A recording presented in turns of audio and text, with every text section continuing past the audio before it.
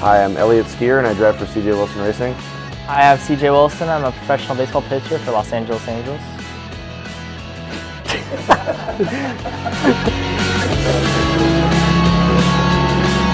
My name is Connor DeFilippi, 19 years old from San Clemente, California. I've been driving cars since I was 14, and I'm 19 now, so I've been in cars for about 5 years. I've been racing for 12 years now, and I'm a Mazda Speed Motorsports development driver. We're here at the virtual Mazda Raceway. Just going out for a nice stroll, see if I can throw down some hot laps with my friend CJ in the car. I'm not just dead weight, I'm here to show you exactly how distracting passengers can be. This muffin, what does it smell like? Come on, where'd you get that glove, Kmart? All right, we're off the road. Oh, great driving, Elliot! One of the things I like about Elliot, he's very focused. You know, something can happen, and it can happen much easier than a lot of people think it can. So you have to minimize all the chances for that to happen, which would be texting and driving or distracted driving or anything of that nature. So I'm able to realize, you know, this can happen in the blink of an eye, and it can be a really terrible thing. So you want to try to minimize that as much as possible. I've never driven a simulator while being distracted or on the phone.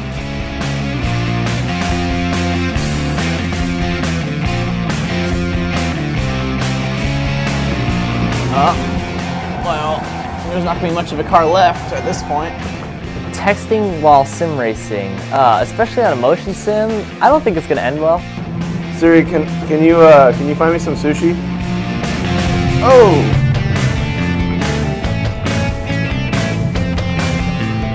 You know what, it's probably a better idea if I park anyways.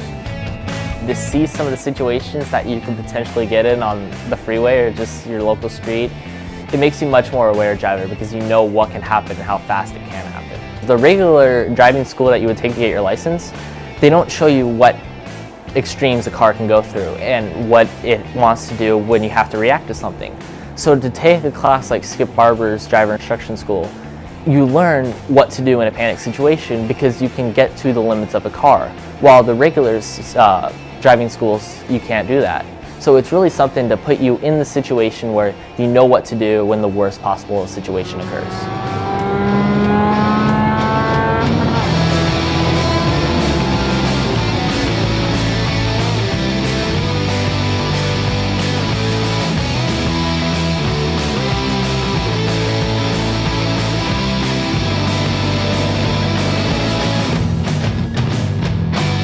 Hi, I'm Holly Lamb from San Clemente, California, and I'm 17.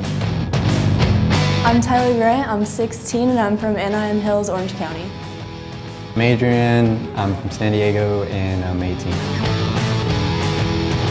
Mike Sweeney here, I'll be the lead instructor for this program. We start our day out with the most thrilling part of the day with a vehicle dynamics talk. We teach them to treat the car not as, you know, a steering wheel, some pedals, and you just tap those and things happen. We teach them to treat it as a series of systems that all have to work together. Right as they're about to nod off, we bring them outside and chuck them out here on the skid pad. We teach them the correct procedure to correct for understeer and oversteer, the different dynamic states where a person can get in trouble on the street.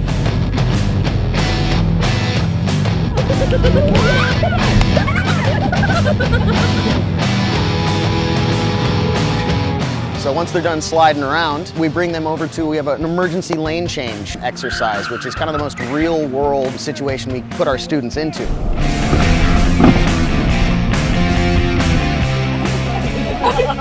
What we're trying to simulate is accident avoidance. You're trying to swerve out of the way of something at 70 miles an hour, okay, freeway speed. And you'd be amazed at how fast you can get that car to actually corner. Good job, man. Very good job. Cone course set up, so if they mess up, they don't crash, they just run over some cones. We like to joke that the autocross is exactly like Mazda Raceway Laguna Seca, except for it's smaller, doesn't have the elevation change, and none of the turns are the same. But it is a lot of fun. Turn your head, find that apex. Turn your head, find that next reference, back in the gas. Gas, gas, gas. All right.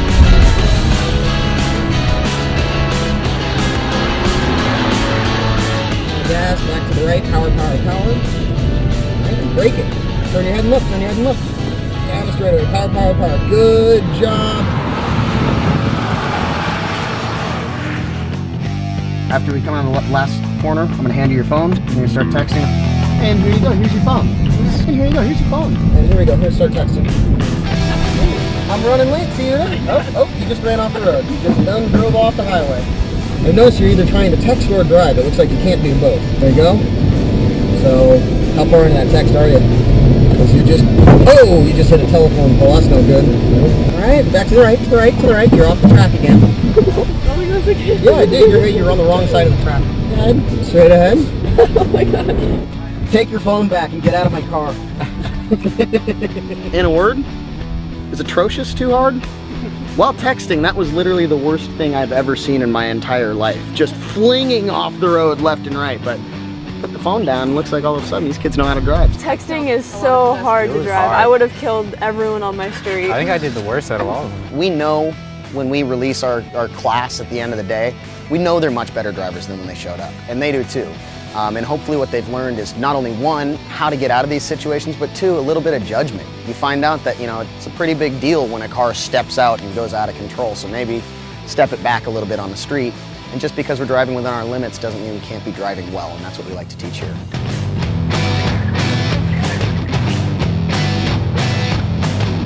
Yeah, I almost missed them.